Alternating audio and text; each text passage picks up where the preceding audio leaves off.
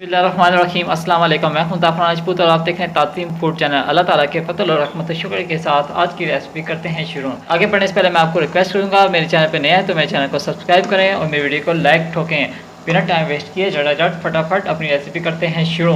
तो आज ये हमारा दूध फट गया, मैंने सोचा इसकी रेसिपी बना दूँ। तो आज हम दूध का खोया बनाने जा रहे हैं। अगर आपका दूध फटा हुआ नहीं है तो आपको इसको पहले फाड़ना पड़ेगा।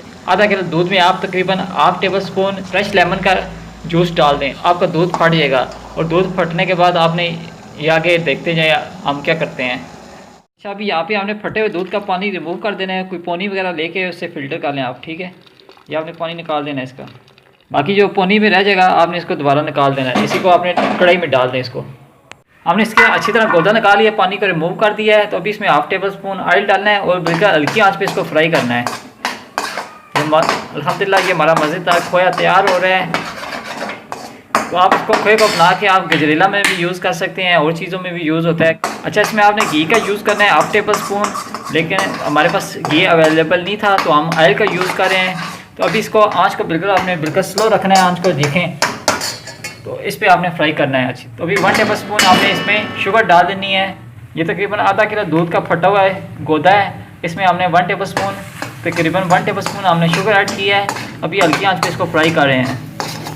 हम इसको अभी हल्की आंच पे फ्राई कर रहे हैं। तो आपने ध्यान देना है, आपने इसको जलने नहीं देना है। अगर जल गया तो इसका टेस्ट भी ख़राब हो जाएगा और कलर भी ख़राब हो जाएगा। इसके अंदर बीच में काला काला सा वो बन जाएगा, डॉट से बन जाएंगे। तो आपने इसको अच्छी तरह फ्राई करना है हल्की आंच पे। यहाँ पे आप इलायची भी एक आध डाल सकते हैं, लेकिन हमें इलायची पसंद नहीं है इसलिए स्किप कर रहे हैं। अच्छा, अभी अल्हम्दुलिल्लाह ये हमारा खोया तकरीबन तैयार हो चुका है। हमने इसको 5 मिनट पकाया हल्की आँच पे चीनी डाल के। तो अभी अगर आपने किसी चीज़ में यूज़ करना है, गजरेले में यूज़ करना है या किसी और चीज़ में यूज़ करना है तो आपने इतना ही पकाना है, ठीक है ना। अगर आपने ऐसे ही खाना है इसको तो आप इसको मज़ीद और पका के फ्राई करके खा सकते हैं। अल्हम्दुलिल्लाह हमारा फटे हुए दूध का मज़ेदार खोया तैयार हो चुका है। तो ये देखें, ये इसकी फाइनल लुक है।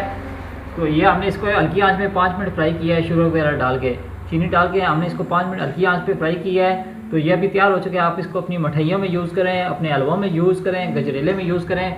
लेकिन अगर आप इसको वैसे खाना चाहते हैं तो आप इसको मज़ीद ब्राउन कर लें, इसको मज़ीद फ्राई करके ब्राउन कर लें तो आप इसको ऐसे खाते जाएँ। लेकिन अगर आप मिठाइयों में यूज़ कर रहे हैं तो आपने इतना ही पकाना है इसको। तो अगर आपको मेरी रेसिपी पसंद आई है तो मेरी वीडियो को लाइक ठोकें, मेरे चैनल पे नए हैं तो मेरे चैनल को सब्सक्राइब करें। इसी के साथ दीजिए को इजाज़त। अपना बहुत सारा ख्याल रखिएगा। अल्लाह हाफिज़।